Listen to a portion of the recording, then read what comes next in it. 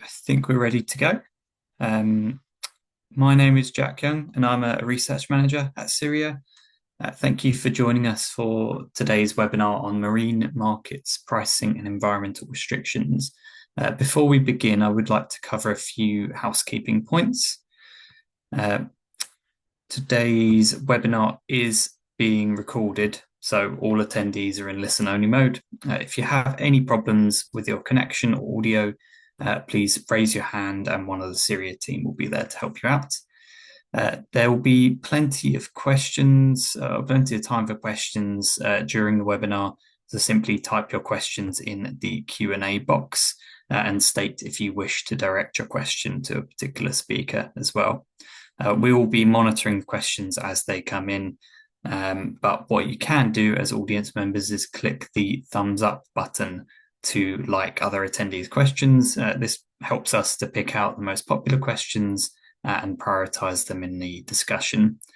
Feel free to share resources in chat as well, and also share your views and experiences with us through Twitter or LinkedIn using the handles shown at the bottom of our slides, just there.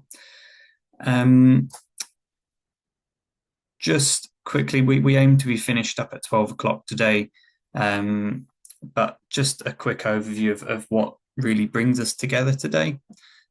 Marine aggregates such as sand and gravel are widely used, as many of you will know, in the construction industry. With rising populations and rapid urbanization, there's a massive global demand increased for sand and mining of this highly sought after resource, which has, according to the UN, more than trebled in the last 2 decades to over 50 billion metric tons per year globally. So the dredging industry's work vessels really play a crucial role in addressing societal challenges related to water safety, climate adaptation, climate mitigation, and energy transition.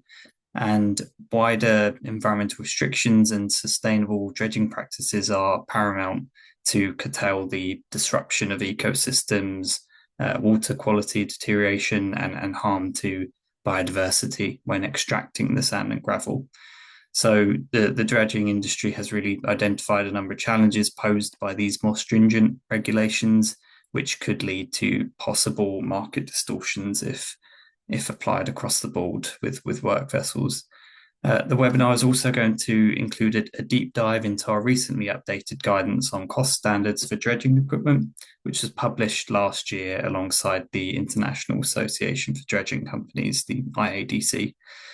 The publication is a valuable resource for all stakeholders involved in dredging projects and provides a standardized approach for assessing the 2024 replacement capital and associated costs with a range of dredging equipment and auxiliary machinery commonly used in such projects.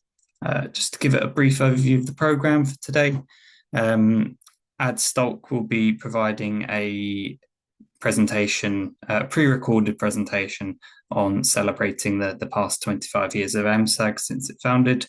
Omna Craith will be presenting on the perspectives from Ireland on the environmental restrictions. Arnika Brautagam will be presenting from Kiesa Sand Ostsee on the perspectives of Germany as well, before we hand over to Andrea Kick from the IADC to give an overview of the updated guidance on cost standards for dredging equipment that I just mentioned. So here you can see the speakers. Ad Stolk from IC is one of the founding members of EMSAG as well. Owen Craith from Geological Survey Ireland, Arnika Brautagam from Kiesa Sand Ostsee, and Andrea Kick, who's an independent consultant but working alongside the IADC as well. So with that, I believe we're going to move on to our first presentation, which, as I mentioned, was a pre-recorded presentation, which has been kindly provided by Ad Stolk. So over to the virtual version of Ad Stolk.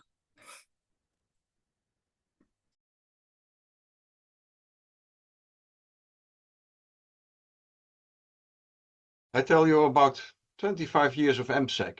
It's already 25 years that we exist, and it all started with its Syria research project in 1998. Marine sand and gravel in Northwest Europe, fact-finding and scoping study. It gives already a proposal to start an organization that could continue this work. It was executed by several geological surveys in Europe, and there was a steering group with members from these countries. Several of the names you see here became founders of EMSEC because we would continue the work done for this report. So EMSEC exists since 1998 and it was established by European professionals from a lot of countries you see here, all over Europe, not only Northwestern Europe, where the report was about, but also Italy, Turkey you find here. It was an independent body which draws together stakeholders from a lot of organizations like industry, European government, regulators, economists, resource planners, environmental bodies, academic and research bodies. It was all from a point of view of the industry, mostly.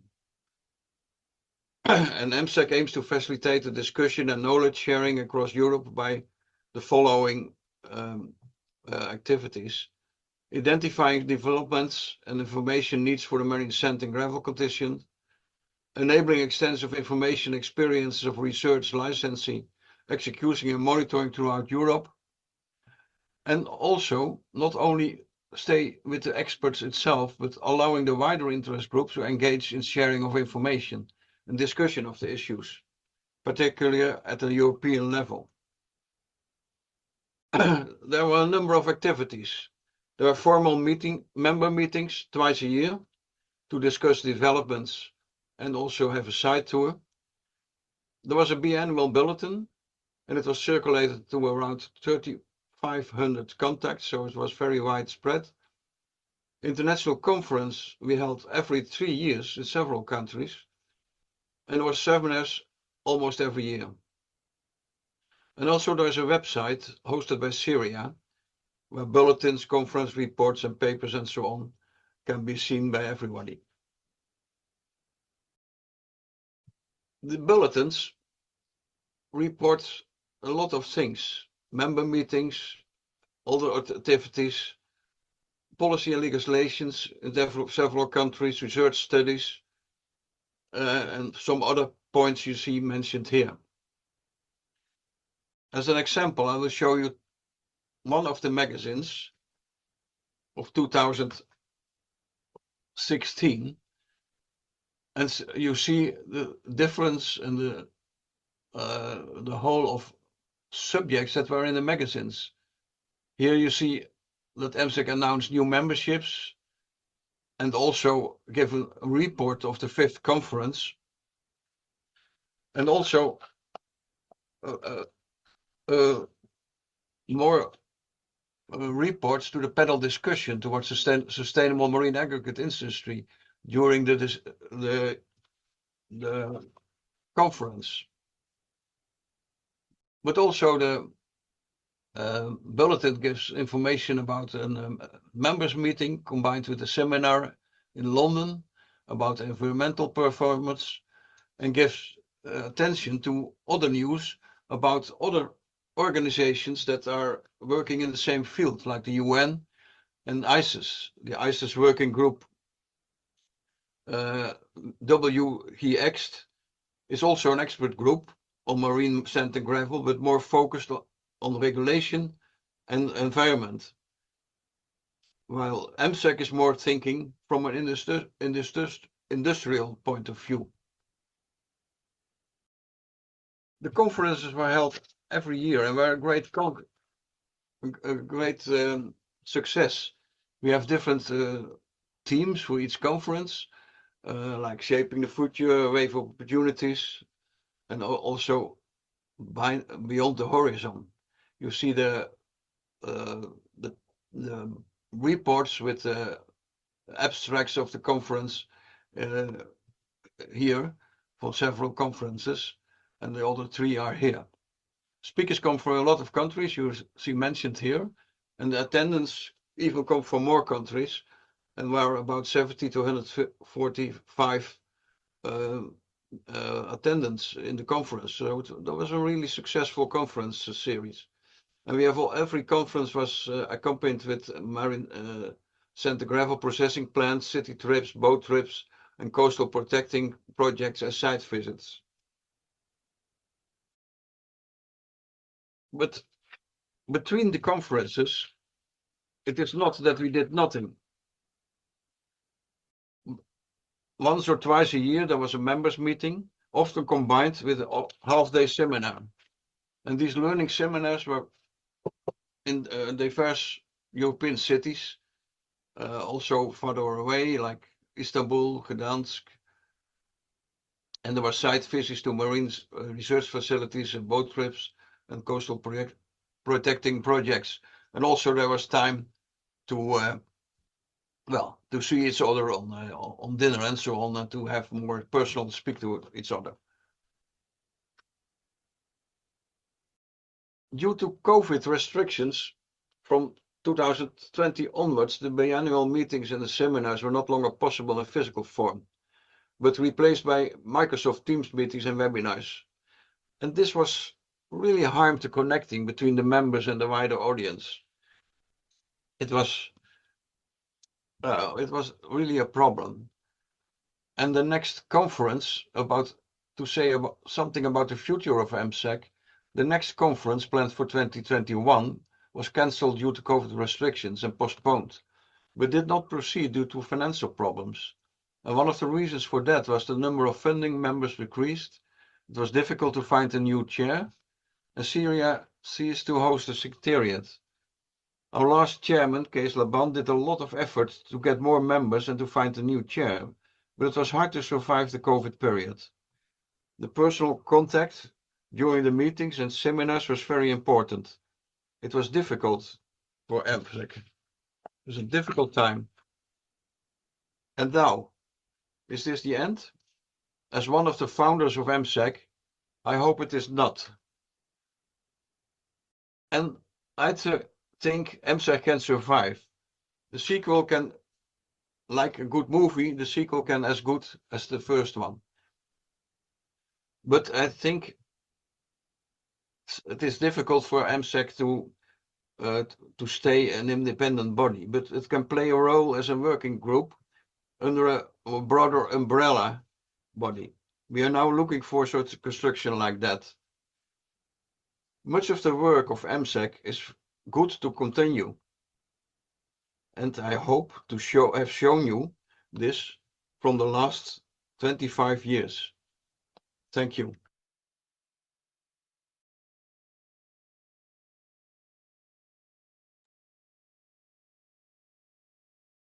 Brilliant. Thank you for that. Thank you for sending that over, Ad. We're now going to hear from Owen McCraith, so Principal Geologist for Minerals and Mining and Raw Materials from the Geological Survey of Ireland, who's going to share perspectives from Ireland. So over to you, Owen.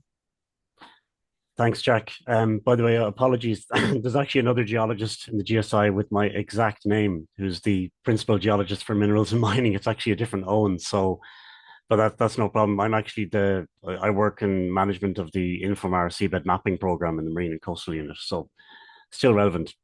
And we're involved in the EMOD network package on seabed minerals. So moving on, with the perspectives from the UK and Ireland. Just going to, there we go, I've got control now. So talking about policy planning and data in Ireland, and it's interesting following Ad's presentation on, the potential end of MSAG, hopefully not. Hopefully in Ireland, we're looking at a beginning.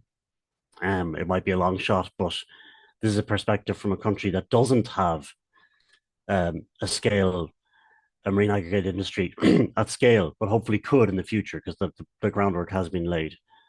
So quick overview of what I'll talk about.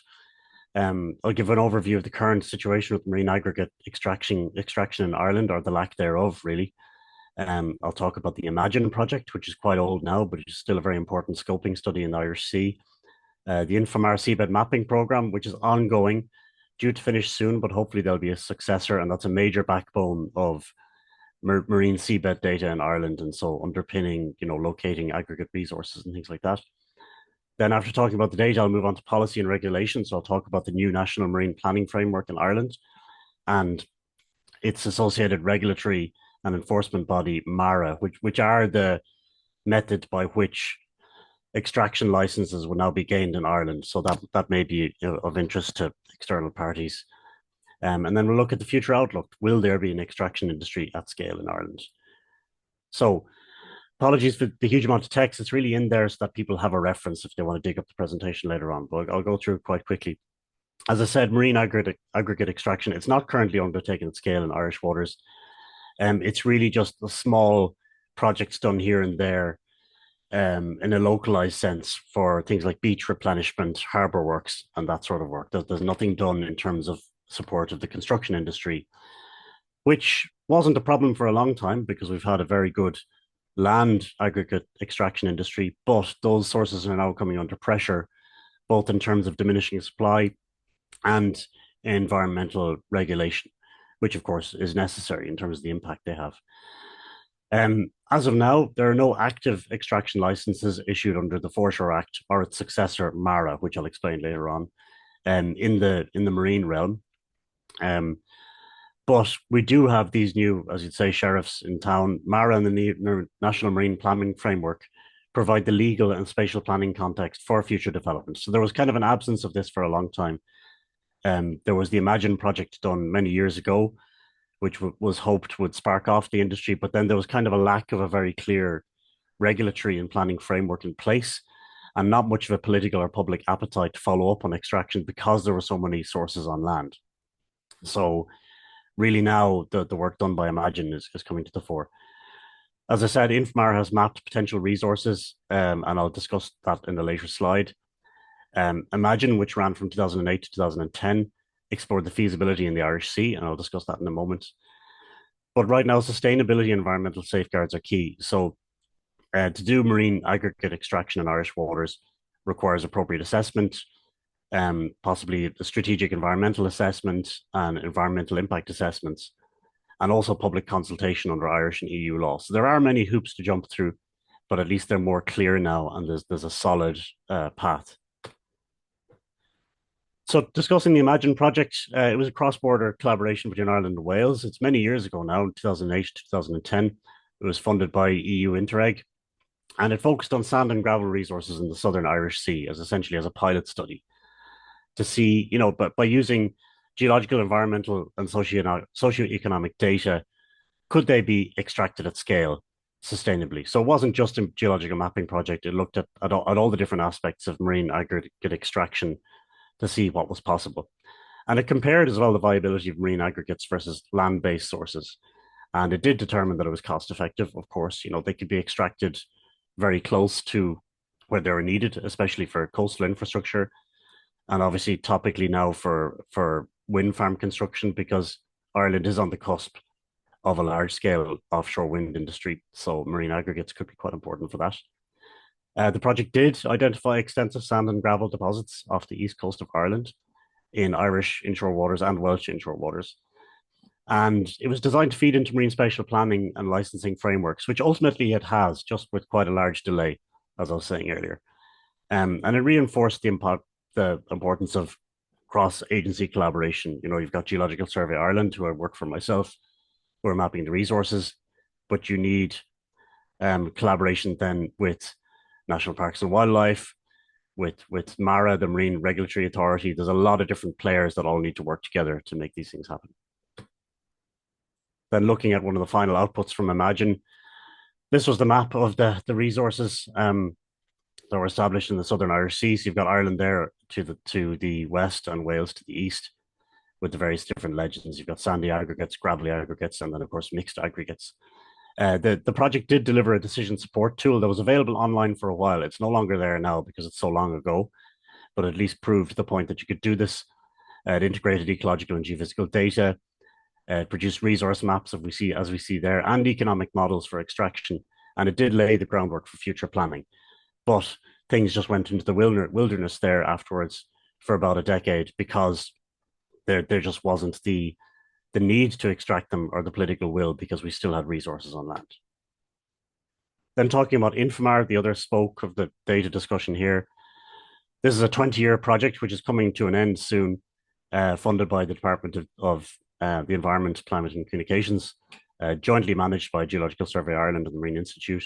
It's been running since 2006. It's due to end in next year, but we hope that there will be a successor program because there's a lot of work still to do.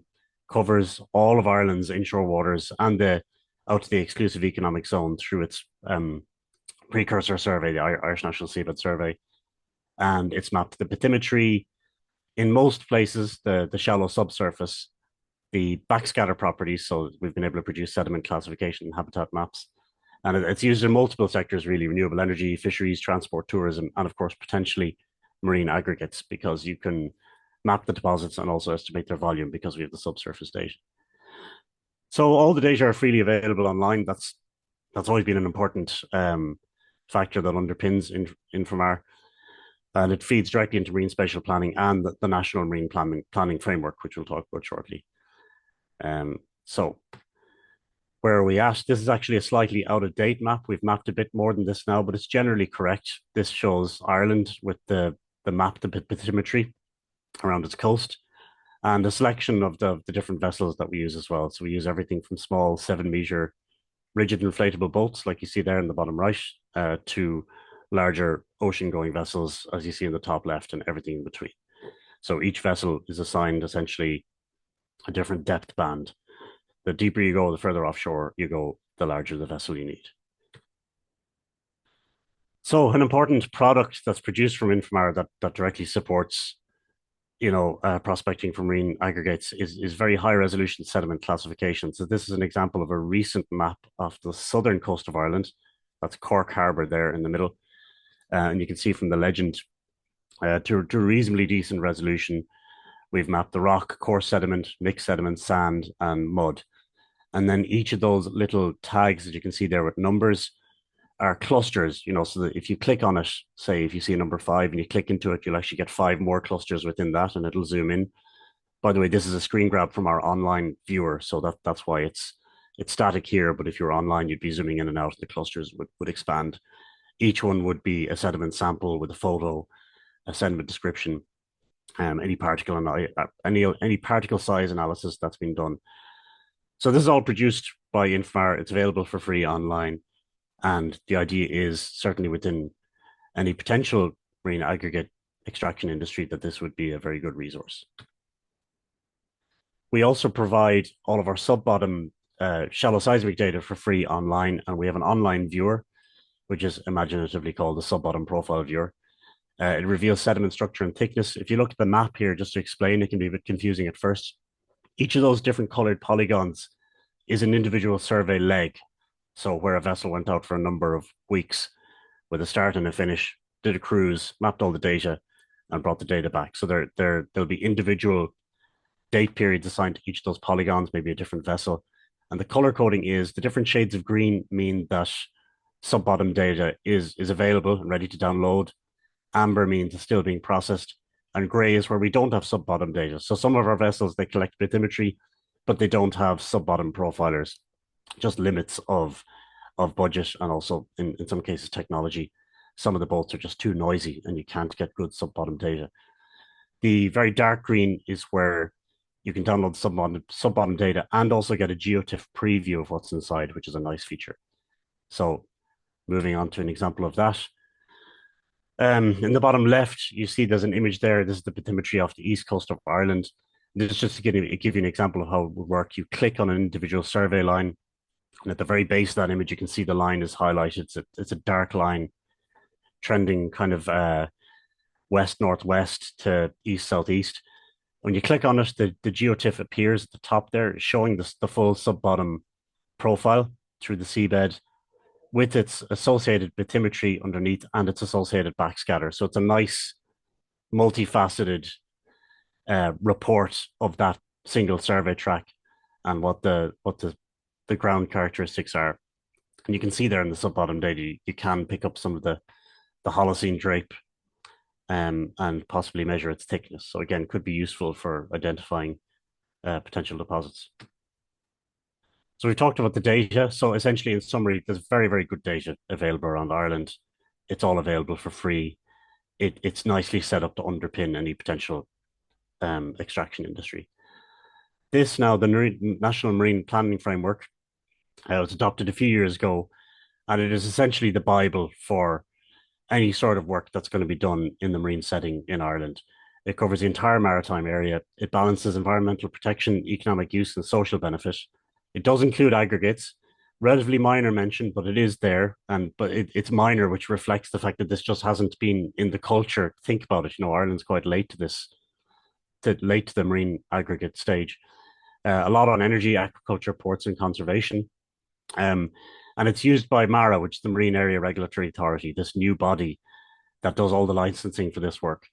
It's used as their guide, their rule book when assessing applications. And it aligns with the EU Maritime Spatial Planning Directive. So it ensures coordination with other member states and adopting international obligations. It's part of Project Ireland 2040, which is the government's plan to continue to develop Ireland sustainably up to 2040. Then we'll move on to what I've mentioned a few times now, which is MARA. So any company that's looking to extract marine aggregates in Ireland, MARA will be the first port of call. It is the one-stop shop, and it replaces what used to be the foreshore licensing unit. So it was established in 2023, so it's still very new. In some cases, still finding its feet, but it's getting there, like any new authority. It issues things called maritime area consents and also maritime usage licenses. And in a few minutes, I'll go into the differences between those. And it's responsible for assessing applications and ensuring compliance. So that's two important points. Any sort of work that's going on at sea, whether it's marine aggregate extraction, seabed surveying, laying a pipeline, even some scientific work that might not seemingly have an impact on the seabed, still has to go through MARA. It will be what assesses the work and grants the license, but then also will monitor compliance after the fact. So that's a major point as well. So it doesn't just grant the license and then forget about it. It continues to observe what's going on and ensure that the regulations are still being complied with. And so, as I said, it's a single point of contact for developers and stakeholders. So should really streamline everything now going forward. It's what's really been missing for many years. And as I said, it includes offshore renewables, cabling, port works, and potentially marine aggregates. They are mentioned within their documentation. So how would it work? Well, a company looking to extract marine aggregates would do a pre-application consultation with MARA. They'd submit their application for what I would imagine for a marine usage license rather than a marine area consent, which I'll explain in a second. Then there would be the usual screening for environmental assessments. That may or may not trigger a public consultation. If it did, that becomes a much longer process, but it can still work out. But obviously that can take quite a while.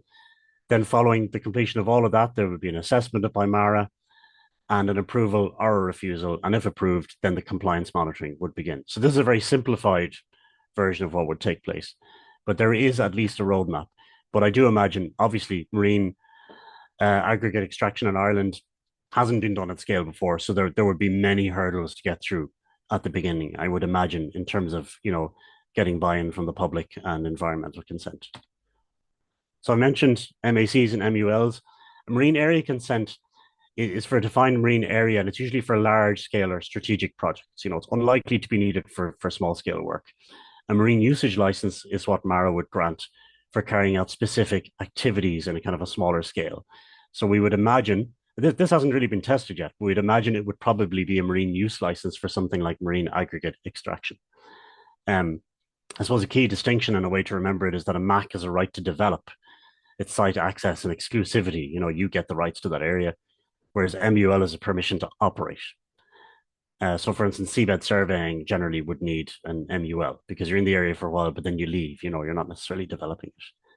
You may need both, of course, depending on the scale, duration, and area of the proposed extraction. So it also depends on the scale of what you're talking about.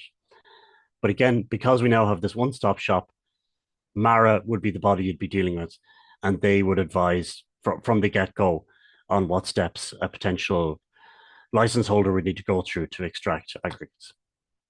So finally, looking ahead, what is the outlook? As I said, Infomar, which is the backbone in terms of free data provision, will be finishing next year, but we hope to push on ahead after that to do resurvey. There's a lot of areas of mobile seabed off Ireland, much like other parts of Northern Europe, that need remapping at this point. We have a lot of work to do in the very, very shallow inshore, which is unlikely to be the site of marine aggregate extraction, but it's still a very important part of the story. Our ultimate aim would be to have a seamless digital train model from land to sea for all of Ireland. That would be a nice thing to have at some point. Improved data resolution. We are going to make things better as we go on, and that's happening all the time. They're improving the technology for seabed mapping. We would hope to have future inclusion in the NMPF in terms of marine aggregates and possibly more robust descriptions and documentation as time goes on. MARA are expected to refine the procedures as applications emerge. So as you said, some of this stuff just has to be tested and then to form a precedent. There is a clearer regulatory path now, as I said, so hopefully that will encourage commercial interest.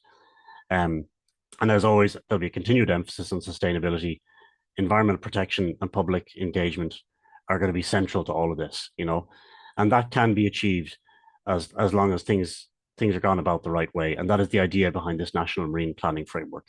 It is marine spatial planning. It's something other countries in Europe have been doing for years. Ireland has gotten the hang of it now, and hopefully we can align all these various activities that are happening at sea so that we don't have clashes between different interest groups and different sectors, and possibly all these industries can kind of flourish alongside one another. So that's it. Thanks very much.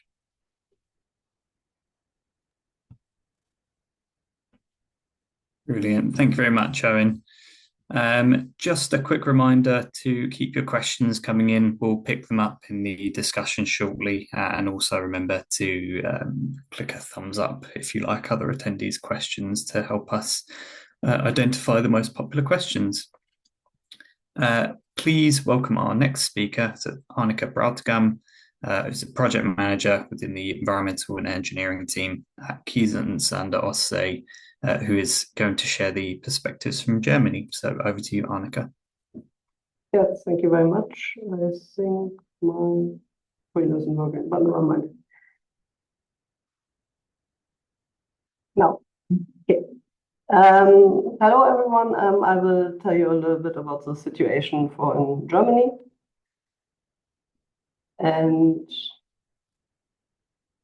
here you can see the concession areas in Germany. And as you can see, we have more in the Baltic Sea than in the Northern Sea. And most of them belong to the State Office for Agriculture and Environment, which is the German Nature Conservation Authority.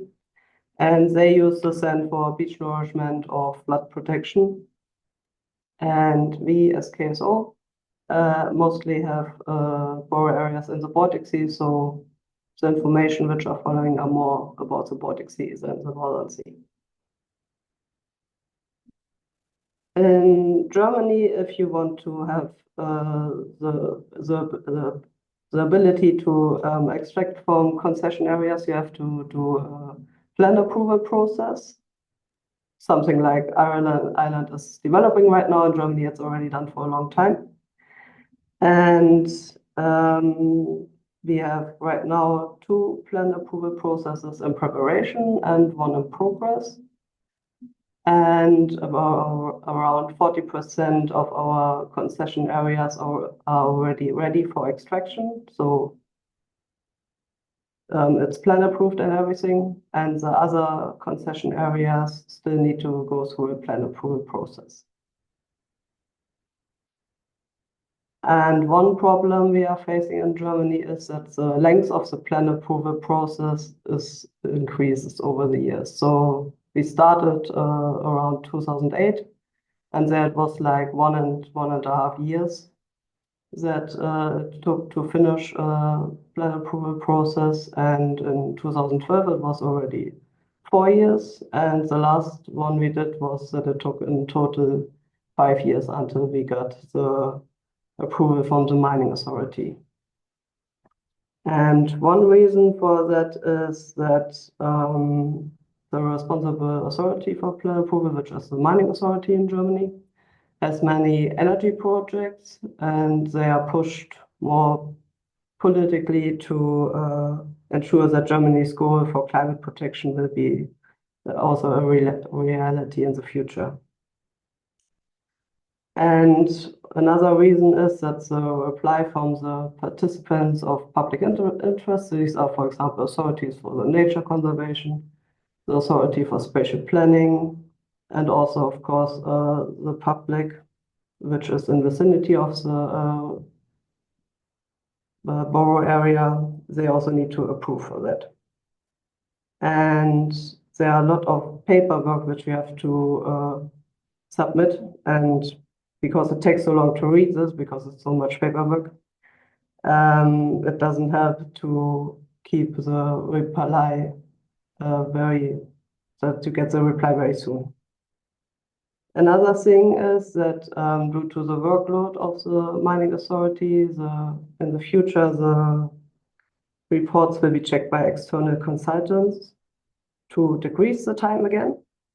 But this will increase the cost of the plan approval process for the license holder. So here you can see the required document which has to be submitted for plan approval. Some of you might know about them because it's mostly European law. So you have to write something about the environmental impact assessment, the Natura 2000, which handles flora-fauna habitat directive.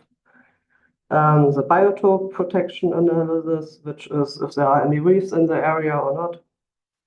Landscapes conservation planning, ecological study for bentos. You have to write something about spatial planning, which is because there are many users on the Baltic Sea, that you have to make sure that each of them has their own area, or that different users do not hinder each other.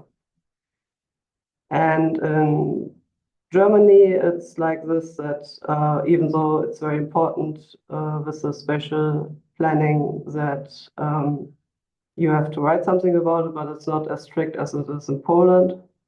For example, that is that you have a fixed plan. And if you find, for example, some area where you want to extract, you have to change this plan first, and that takes a long time. But in Germany, it's easier that you can first just have to write something that you do not hinder the other users. So it's easier to get the approval. There's still a difference between the borough areas which are owned by the state and borough areas which are for commercial use, like owned by some company, like for example by KSO. And that is due that the Spatial Planning Authority weighs the borough areas belonging to the state office higher than the company owned due to the coastal protection. But this is also changing right now because due to cables or pipelines which are crossing over the borough areas of the state office now has to use company-owned borough areas to fulfill their demand on sand for beach nourishment, because they are losing some material because some cables are crossing, and then the material has to be compensated. And then you also have to write something for climate protection and some for the Water Framework Directive, Marine Strategy Framework.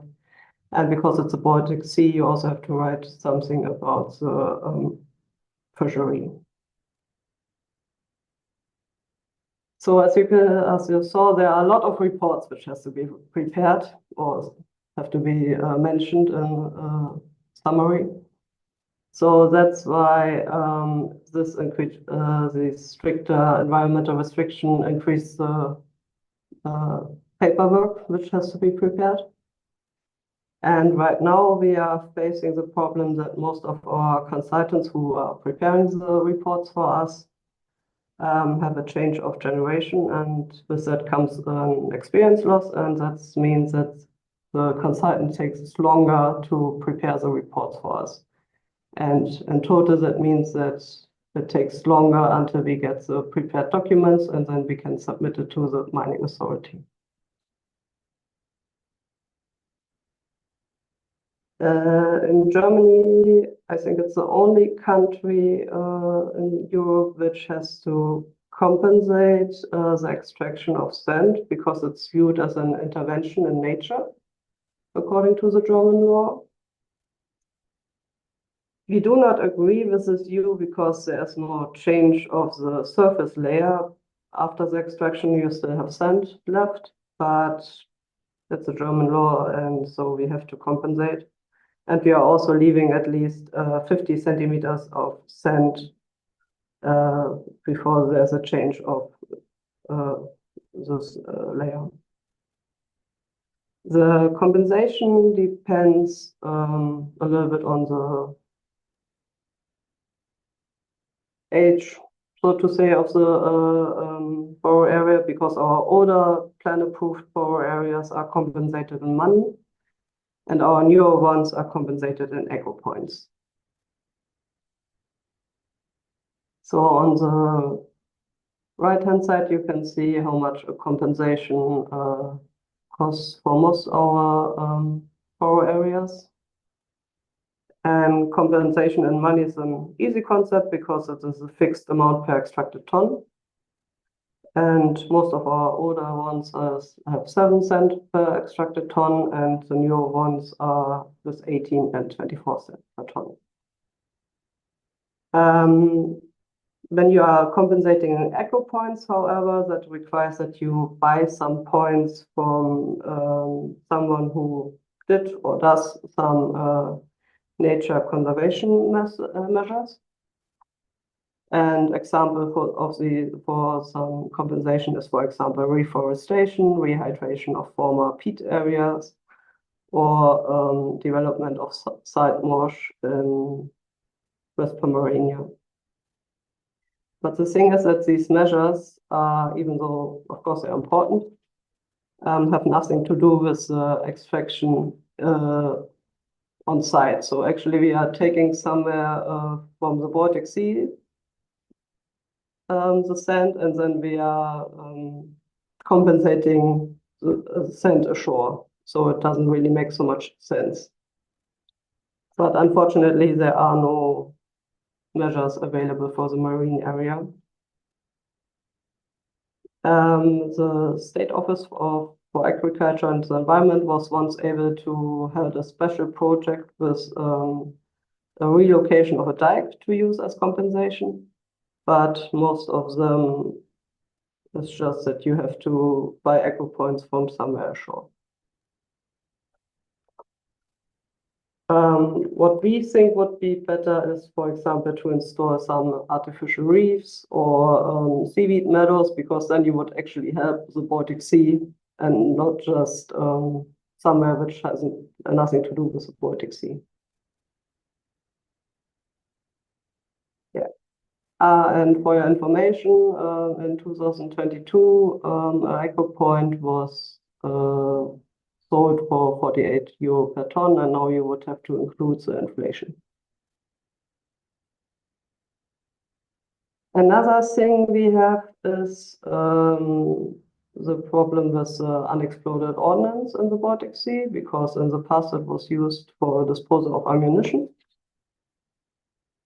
And it could always happen that during extraction you can actually find UXO.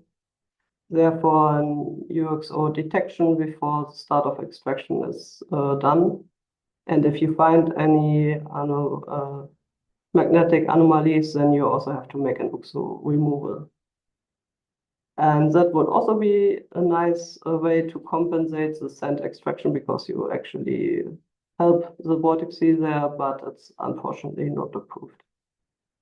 And to protect the crew and the vessel during the extraction has a prevention plan, which actually states what to do in case you find ammunition. And a grid before the dredge head, which is to prevent the suction of bigger ammunition, are compulsory during extraction. Here you can see the market value. The mining authority is publishing it every year in summer, and unfortunately it's always the year after the extraction. So for 2024, I do not have a fixed value yet, but our guess is that it will be around €5. And the mining fee which has to be paid is always 10% of the market value. So again, it's like the 50 cents then per ton is a guess from our side, but more or less you can see the development here. So all in all, you can say that in Germany we have a good market right now because we have a high demand for sand for refill of cables and pipeline trenches, tunnel projects, and of course the coastal protection. The problem is that the length of the plan approval process and the longer times for reports lead to higher prices to get new extraction areas. And due to these costs increase and therefore the extraction fee will also rise to cover the expenses. And in our opinion, an extraction fee below €5 per cubic meter will be very rare in the future. It will be more like €5.50. And we are working with the authorities to get some compensation measures for the marine area, but there are some good ideas like bauxite detection removal or building of artificial reefs or planting of seaweed meadows for catching ghost fishing nets, but so far they are not approved as compensation measures. Thank you for your attention, and if you have any questions, you can write them in the Q&A box. And thank you very much, Annika. Please welcome our final speaker, Andre Kick, who's an independent consultant who is going to present the cost standards for dredging equipment, the updated Syria guidance. So over to you, Andre. Well, thank you, Jack. First of all, I want to introduce myself. I used to work for Royal IADC, which is a big producer of dredging equipment. I left that company in 2021, and then I started my own company. And 2 years ago, I started a new shipyard with some former colleagues from IADC. It's called De Klop in Sliedrecht, and we are producing smaller dredges, also for inland sand extraction. But for now, I act as an independent consultant. I was hired by the IADC. Let's see. Yeah. And for IADC, I was asked to help with the new cost standards for dredging equipment. That was in 2023, and we made a new booklet. I want to tell you something more about it later on. But first, the IADC. It's an umbrella organization for private dredging companies, mainly the bigger companies like Boskalis, Van Noord, but also international companies from the Far East, like Penta-Ocean, Toya, and other companies. IADC promotes dredging and its importance. It's committed to sustainability. It has a lot of activities like training and courses. They also have a contest for the focus on safety and yeah, those kind of things. Then the dredging market, it has a turnover of approximately 4 billion, the total market, the open market. And the closed market is approximately 4 billion. So in total, it's 11 billion euros. In the graph, you can see the different regions in different colors during the years from 2007 up to 2023. And as you can see, it's quite fluctuating. That's mainly caused because of the big projects. Everybody knows the big projects in the Gulf region, but also Singapore and other big projects which cause the fluctuation. Then the dredging fleet. I took two main equipment types, which is the large cutter dredges on the left, you can see that the main majority of the cutter dredges is flagged under the Belgian and the Chinese flag, but also the Dutch and Egyptian companies have, especially Suez Canal Authority, they also have big cutter suction dredges. Then if you look at the trailing suction hopper dredges, which are also used in the gravel and aggregate industries, then the main part of this fleet is flagged under the Belgium, the Dutch, the Chinese, and some of them also in the India and USA flag. Then some history about the IADC. In 1934, the society was founded called the Centraal Baggerbedrijf. It's a Dutch name. It's a central dredging company. It was founded because there were very large projects in the Netherlands and also abroad, but especially in the Netherlands. And these contractors, they have to find combinations to get the work done. And they had to allocate the cost because all the companies had different equipment and they had to charge each other. So the first cost standards were born in that time. Then in 1965, the IADC was founded. It's an international organization.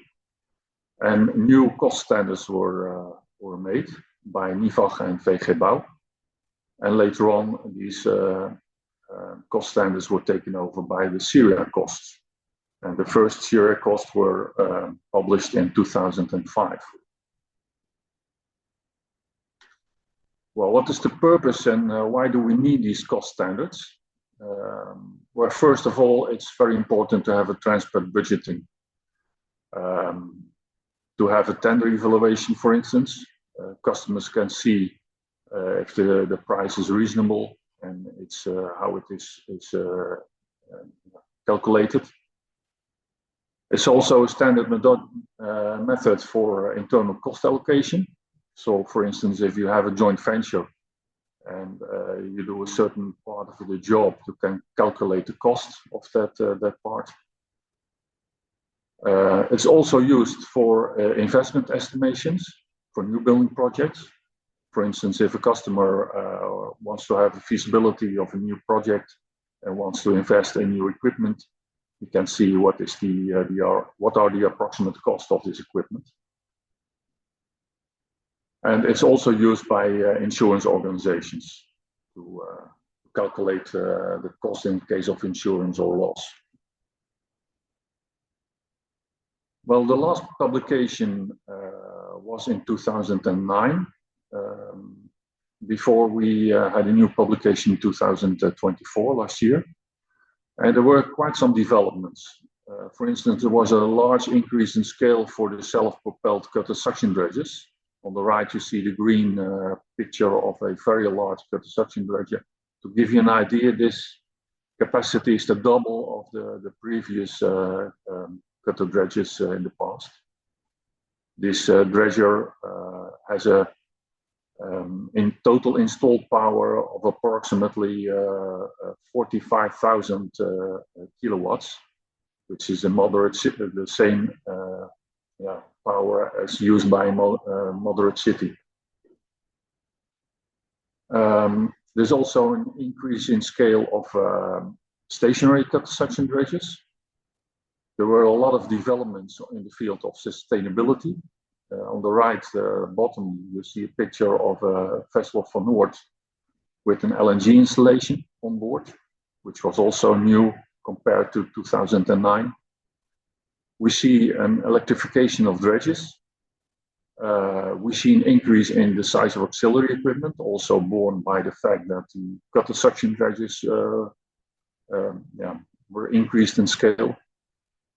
On the other hand, we don't see an increase in scale of the hopper dredges. But that was in the previous publication one of the main reasons to have a new publication. Well, why the need for a new publication now in 2024? I give some arguments for the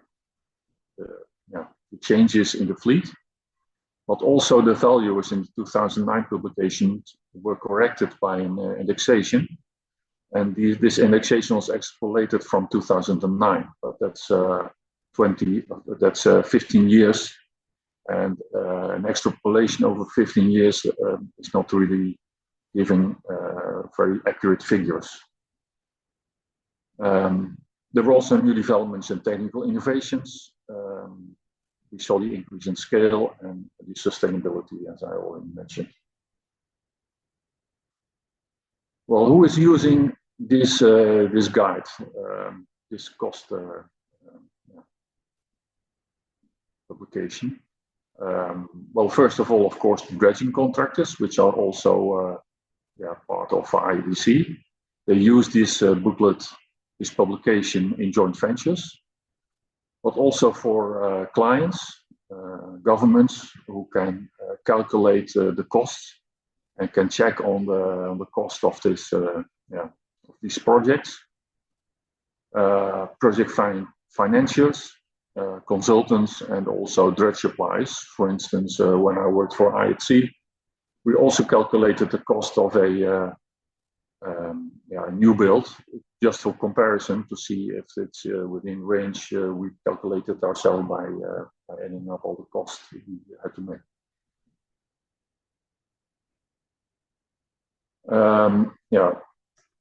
When can we use it, or when is it used? Well, first of all, it's a uniform cost estimation. So costs are always calculated in the same method. It's also used in venture agreements. You can calculate the cost. You can estimate the capex and the opex for projects. The publication is mainly focused on the capex cost, and it also gives you a cost indication of the dredging agreement. In the publication itself, it gives you an overview of most of the type of equipment, not all of it, but I think 90% of all equipment is covered by the booklet. In the publication, cost standards are published in the form of tables, and there is also an example calculation. So how to calculate the cost for certain equipment. There are two example calculations, one for the trailing suction hopper dredgers, which is on the top, and one of the cutter suction dredgers.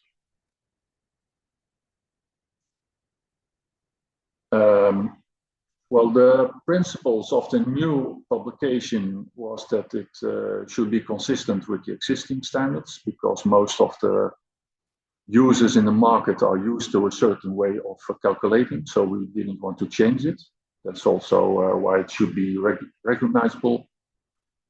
It is adjusted for the future. That means that for the future, new developments are also incorporated in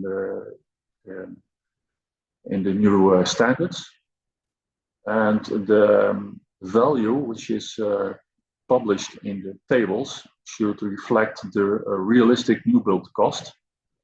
That's why we also approached shipyards and builders of equipment to give prices of new equipment, and the prices of the equipment were also given by the commission, which were people from the industry, mainly from the contractors. We wanted to minimize the changes to the formulas, only to change the formulas if new parameters were were introduced, like sustainability factors, and it should consider it all stakeholders. That means that we want to have a balanced approach for which all stakeholders could be represented. Some key assumptions we took is that the equipment age was not factored.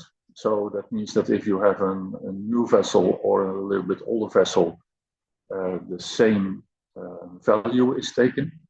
That is because the philosophy is that the older vessels have higher cost for maintenance, and the new vessels have higher cost for investment, and that should balance out.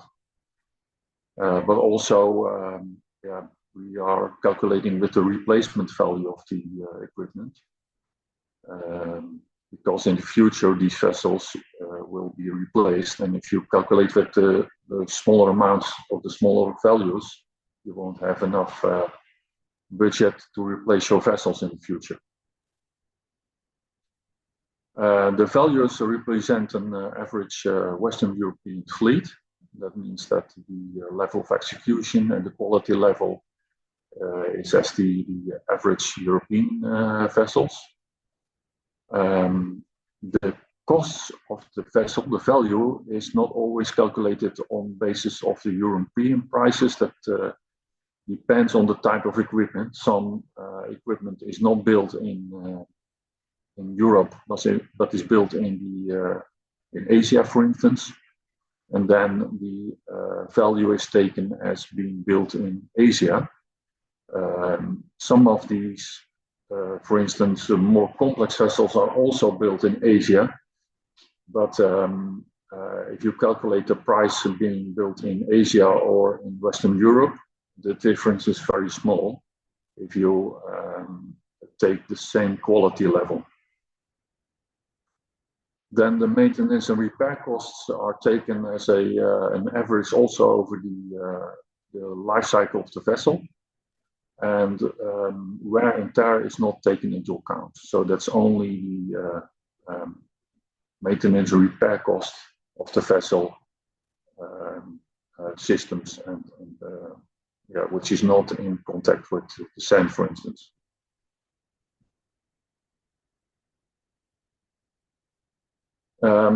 For the financial part, we took the annuity method as applied also in the 2005 version. That means that the total of the depreciation and interest is constant over the years.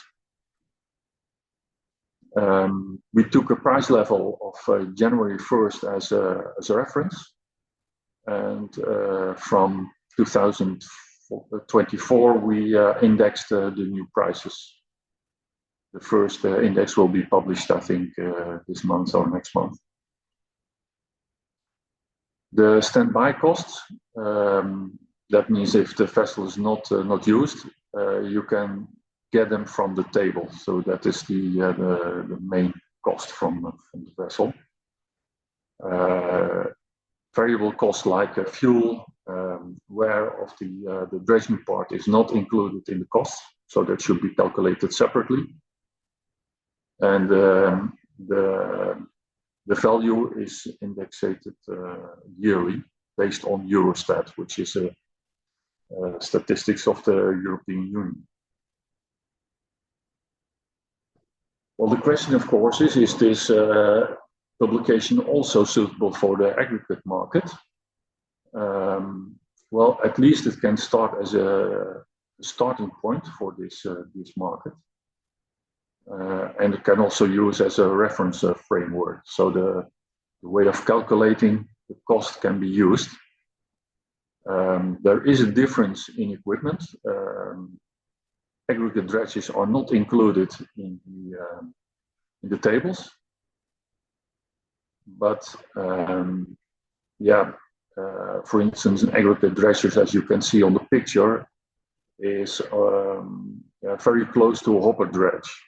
So if you take that as a basis with some variations like a dry discharge system, you can calculate the cost.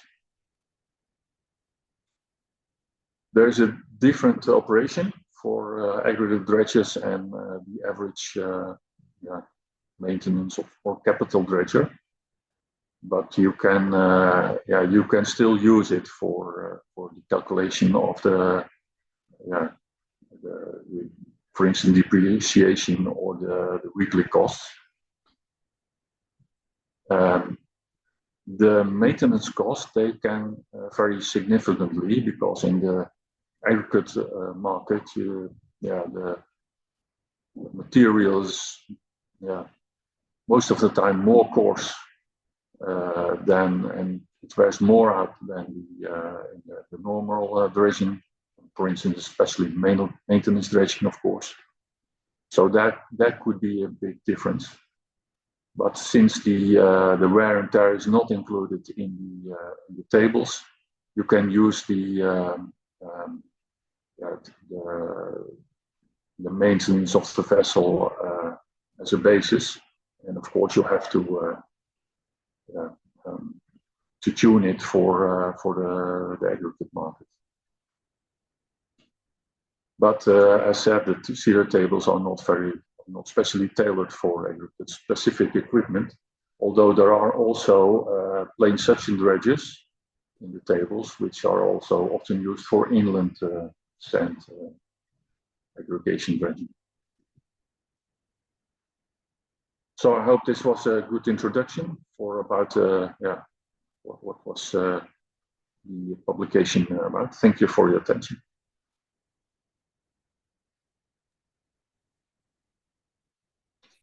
Brilliant. Thank you very much, Andre. We are running quite early today, so we might finish way ahead of 12 o'clock. But this now brings us to our expert panel. So if I could invite all the speakers to turn on their webcams and microphones. We haven't yet received any questions from the audience at the moment, but I have received questions externally. So I'll kick off with those. But if you do, in the meantime, think of any questions you wish to ask our speakers, then please send them over. And similarly, if there's anything you think of after the webinar, feel free to send them over to us. But just to start off, Owen, I've got a question here for you. What are Ireland's national seabed mapping plans once Infomar finishes in 2026? Yeah, thanks, Jack. That's a huge question that's facing us here in GSI and in the Marine Institute, because Infomar, it is a project with a start and an end, but it's been going on for so many years. It feels like, an eternal kind of part of the national framework, but it's not. So if it ends and there isn't a follow-on, we've got all these national assets and a national mapping team that would suddenly disperse, so the first thing is to try and keep that together, keep the assets going. The plan is a follow-up program, for want of a better word, in Infomar 2. And the challenge there is, to the political side of things, where they do essentially through no fault of their own. They see a map that's been colored in, convincing them that it needs to be colored in again is the big thing, because there's a lot of areas that were mapped more than 20 years ago now that can be done a lot better with new technology. So we would hope a large amount of resurvey, especially for areas of mobile seabed. And there are data sets we didn't collect. There could be, so we collected bathymetry, sub-bottom data where we could, seabed samples where we could, and backscatter, but there's a lot of geochemical work still to be done, biological sampling. So I think a successor program that's more multi-pronged in terms of extra data sets that we can collect, and also the area that we just still haven't been able to map yet, which we refer to as the white ribbon. It's this area of no seabed data between where the vessels can access and where people on the land can't access. So it hugs the coast all around Ireland. We mapped it in some places, but it becomes a law of diminishing returns with traditional echo sounders to go in that shallow. So probably a multi-platform approach with drones, autonomous surface vehicles would be part of a successor program. So in summary, the plan is to keep going. We'll have done the national map, but it can be further refined, it can be improved, and extra layers of data can be added, Brilliant, thank you. I suppose a follow-up one is there any connections with what is going on within the UK, and sort of combining data sets to almost make a more collated version? Yeah.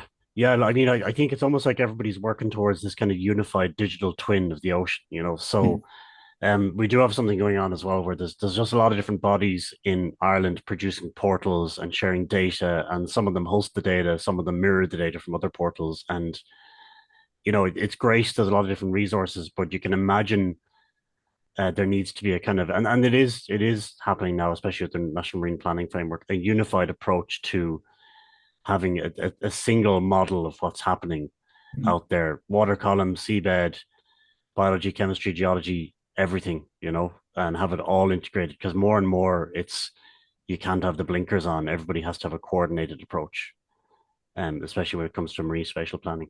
That is kind of happening already. We have a website called marineplan.ie, which is run by our department, and it's our marine spatial planning online tool. You know, you can go in, you can click on all the different layers from bathymetry to fishing grounds, recreational areas, pipelines, cables. Again, something that other European countries have been doing for years, but we're just kind of getting our act together now on that front here.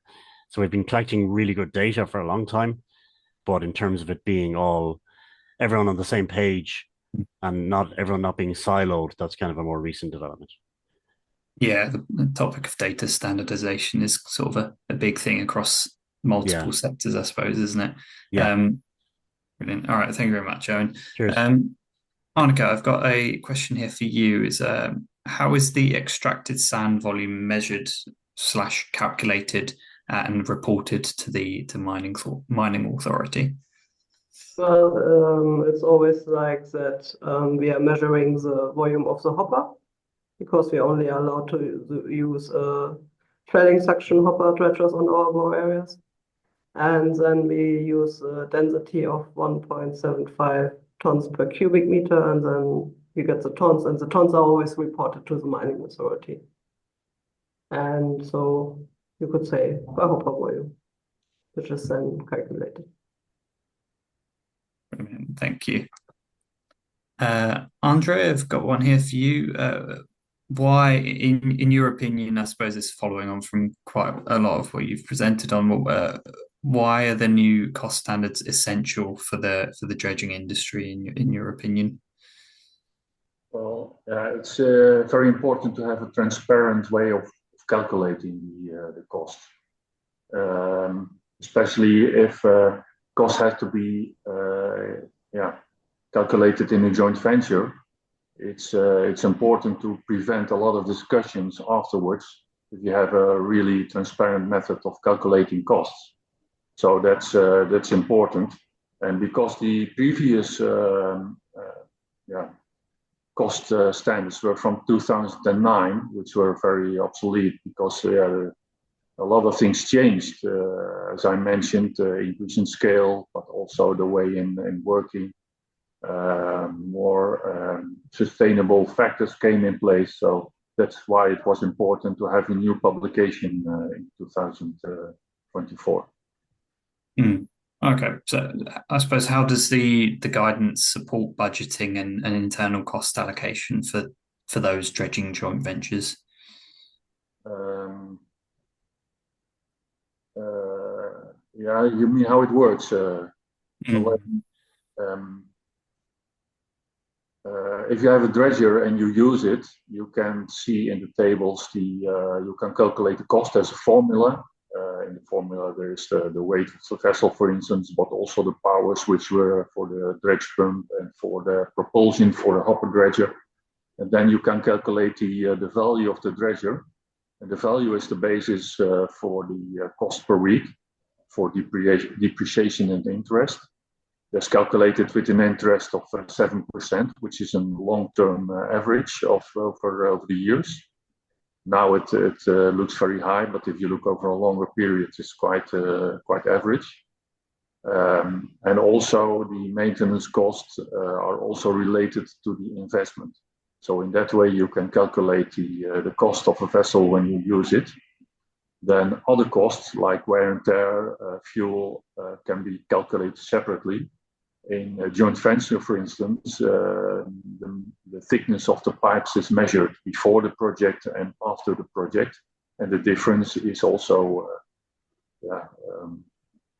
calculated and can be priced. Thank you very much.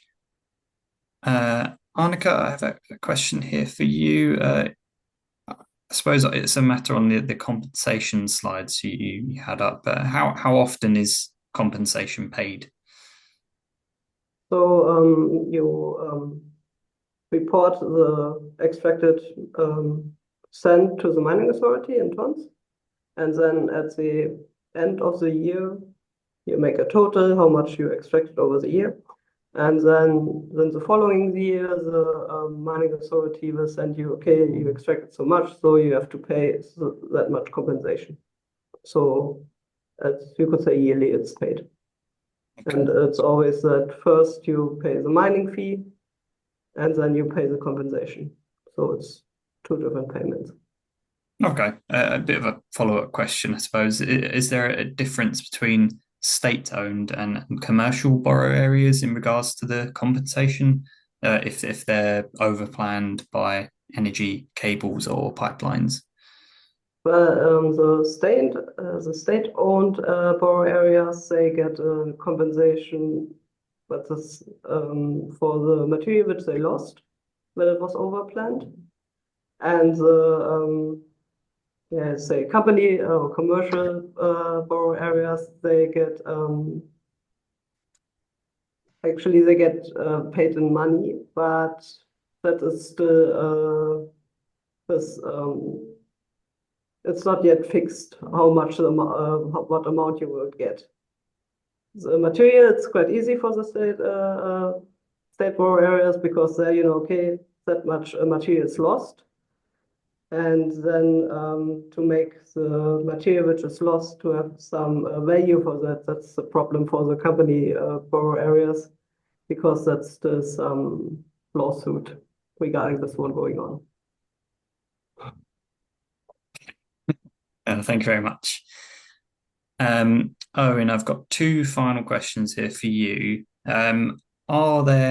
You mentioned about resurveying and recoloring in the maps that have already been colored in. Are there any particularly mobile parts of Ireland's seabed that may be in need of resurvey or looking into the future?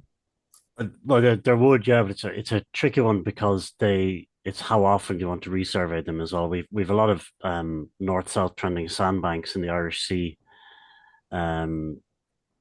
that they're quite large. One of them actually has a wind farm on it, but it's currently being decommissioned. But a new wind farm is scheduled to be built on it, and they're constantly shifting around. I mean, they stay within the same area, but I could see a scope for a program that would map them regularly, actually, because we wouldn't be trying to resource a national project. We could be mapping and monitoring these sandbanks, especially if they're building structures on them. So you're talking about all down along the coast of Ireland, from Dublin down towards Wexford in the Irish Sea. One of the sandbanks even was moving, as you'd expect, within one of our surveys. So we have a bathymetric map of one part of the Irish Sea where one of the sandbanks is actually offset within the survey itself.